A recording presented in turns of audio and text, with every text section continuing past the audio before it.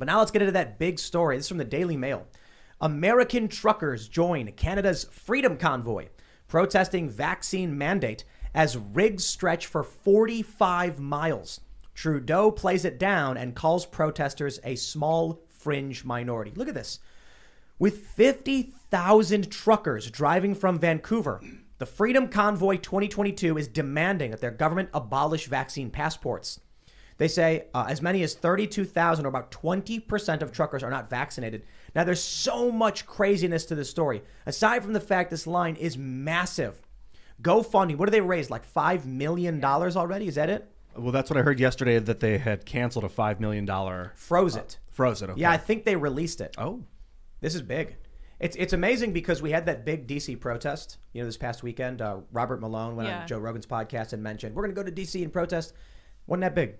Was not that big. I think Luke was down there and he said maybe 10, 20,000 people. And I was like, well, But now we're getting 50,000 truckers stretching 45 to 50 miles.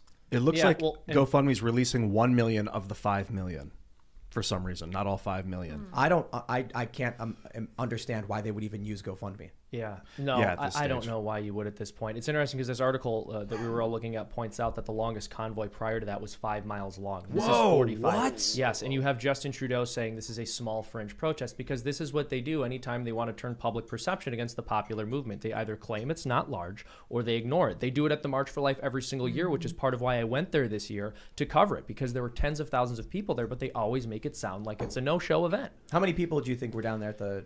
I couldn't estimate, but it was tens of thousands, definitely. Well, and it wasn't just in D.C. too. It's happening all over the country. Yeah, very true. Yeah. March state for capitals. Life? March for Life is national, yeah. Oh, yeah. Well, vaccine passports.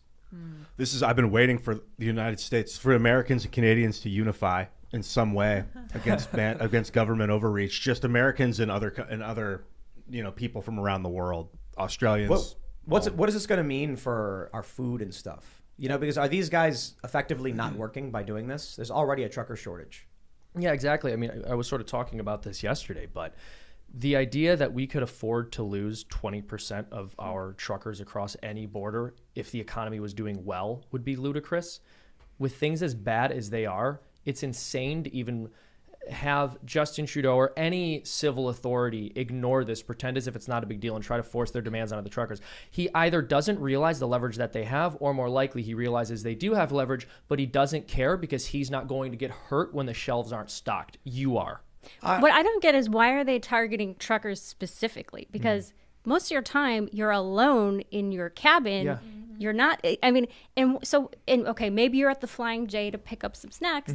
Why not the motorists in the car, the four-wheelers? Agreed. Like, Well, why truckers? The How people about none of for that? whom You know we what I mean? rely on. I don't understand that, and then I don't understand Omicron. I think changed the calculus for everything. Like, it's just breakthrough cases are everywhere. So whether you are vaccinated or not at this point, it is irrelevant to whether you will get Omicron. If you look at all of this through the lens of public health, you will be confused the whole time. Exactly. If you look at this through the lens of someone trying to destroy economies, everything makes sense. Exactly. Why would Cuomo willfully kill people? Andrew Cuomo in New York was like, I'm going to put sick people in nursing homes and they'll die. And he was warned that would happen. Now, why would he do that if he was trying to save lives? That literally makes no sense. The problem is because he got a lot of money from the hospital associations to send campaign sick people donations to his campaign. Yeah, but because they were pressuring him because they wanted the money. Right, no, but he put him in nursing homes. Well, the administrators of both the hospitals and the nursing homes. The nursing homes said, "Give us sick people." They wanted the money. Is that it? From just killing all these people. Yeah. But he wanted the campaign. He was under their pressure. The nursing home said, "Give us more people to make us money."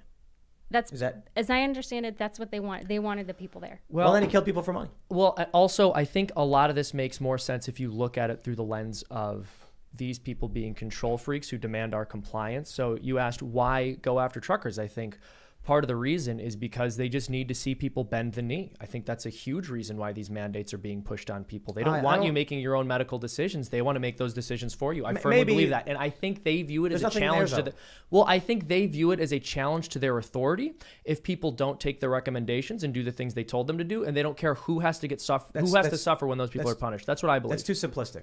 I don't think so. I think that these people are control freaks.